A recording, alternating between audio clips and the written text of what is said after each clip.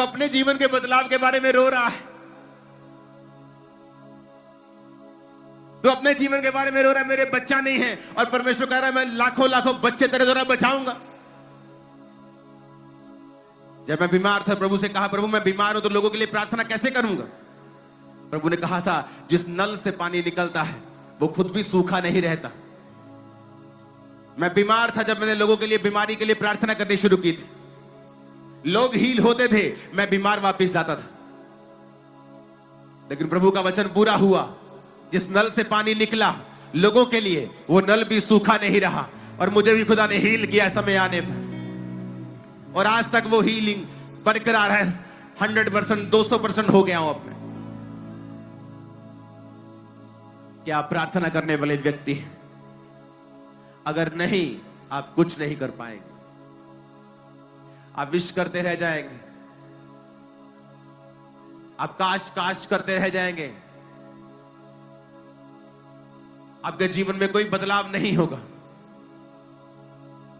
वो अपने वचन से बाहर नहीं जाता। उसने कहा है, तू मुझे पुकार तो मैं तुझे उत्तर दूंगा,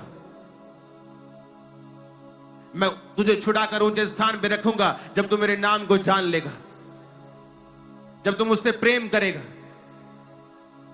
आप खुदा से प्रेम करते हैं तो चर्च कैसे छोड़ दिया, शराब कैसे पीनी शुरू कर दी, रिलेशनशिप में कैसे चले गए, किन हाथों से व्हाट्सएप में गंदे मैसेज किए, किन हाथों से, किन आंखों से उस ब्लू मूवी को देखा।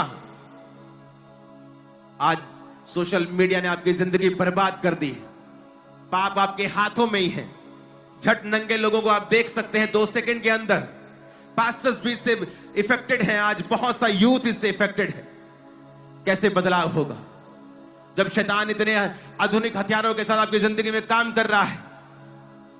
जब तक आप तौबा नहीं करेंगे, हर डाउटफुल हैबिट को आप छोड़ेंगे नहीं, जब तक आप परमेश्वर की आत्मा की बात को उसी वक्त से सुनना नहीं शुरू करेंगे।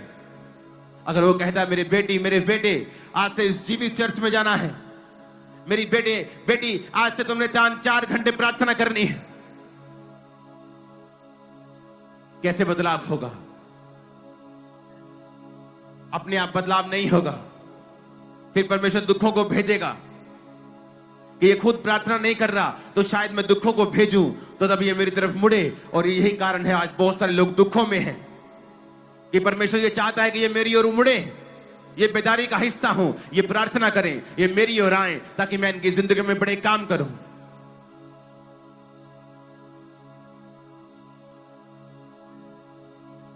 हालेलुया। एक हेपेराइड्स रिवाइवल है स्कॉटलैंड में। पैगी स्मिथ 84 साल की एक अंधी औरत, और जिसको अर्थराइटिस भी था, और उसकी बहन क्रिस्टीन स्मिथ 82 साल की। उनके दिल में एक बोझ आया कि लोग यूथ चर्च अटेंड क्यों नहीं करता, और वो रोज अपने घर में क्वार्टर में रोज 10 बजे रात से लेकर 4 बजे सुबह तक वो रोज प्रार्थना करती थी।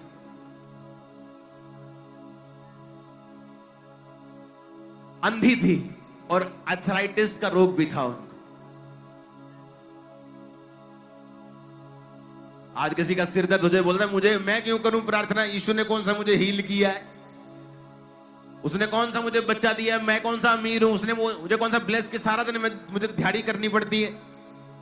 प्रार्थना की उसने 6 घंटे रोज। एक दिन अचानक से उन्होंने एक पास्टर को इनवाइट किया जिसका नाम डंकन कैम्पबेल था, और उनके घर में एक रात्रि सर्विस होती है, और उस रात्रि सर्विस में परमेश्वर इतना लोगों को छूता है कि वो सर्विस के बाद एक बेदारी शुरू होती है।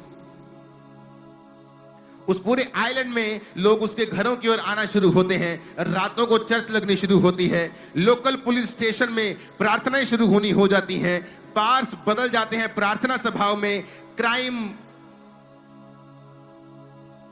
बहुत हद तक उस देश में, उस आइलैंड में खत्म हो जाता है 2 औरतों की प्रार्थना के द्वारा।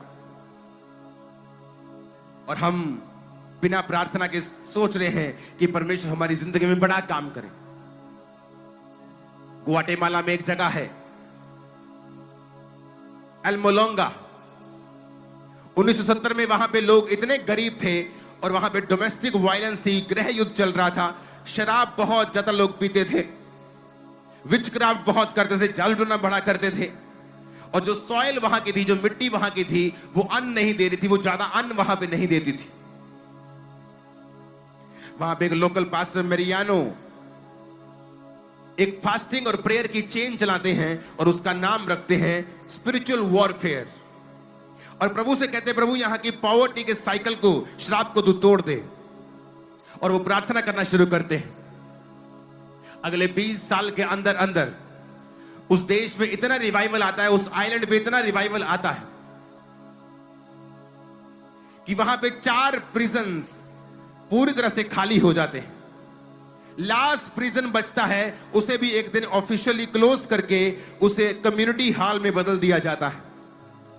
वहां की सॉइल पे परमेश्वर इतनी कृपा करता है कि वहां की सब्जियां दुनिया की सबसे बड़ी सब्जियों में आज एक कहलाती है।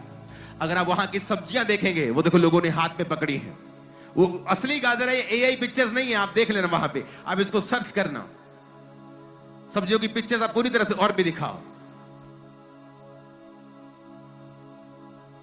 और भी पिक्चर्स आपके पास होंगी। वो देखो हाथ के, पूरे हाथ के बराबर गाजर, और वहां पैदारी शुरू होती है।